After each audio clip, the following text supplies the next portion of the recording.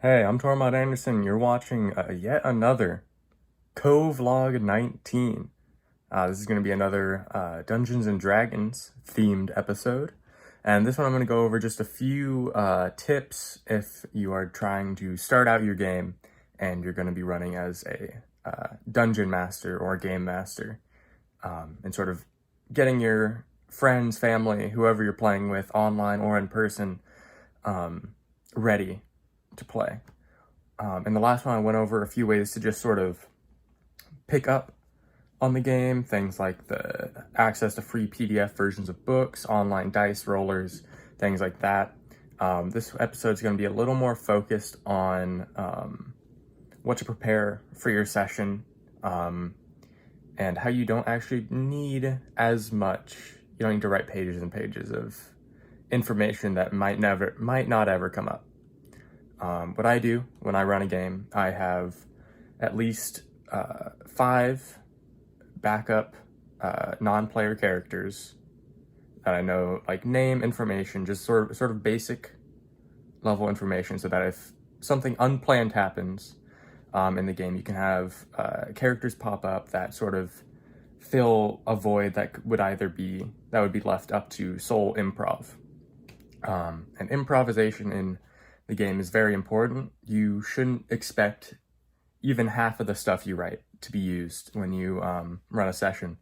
Generally, it's good to not box yourself into a corner by writing, oh, if they say this to a character, then that character will respond with that. Just sort of attempt to, and this goes person to person, everyone has their own personal preference, but just try and play that character and have a sort of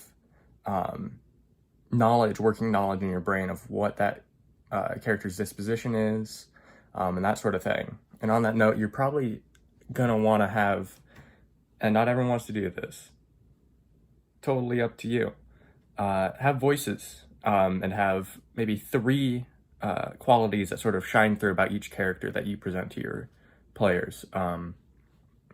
This will help them to sort of solidify in their mind who they're talking to, because in reality, they're just looking at you. They don't have anything more to go off than what you tell them and how you act to them.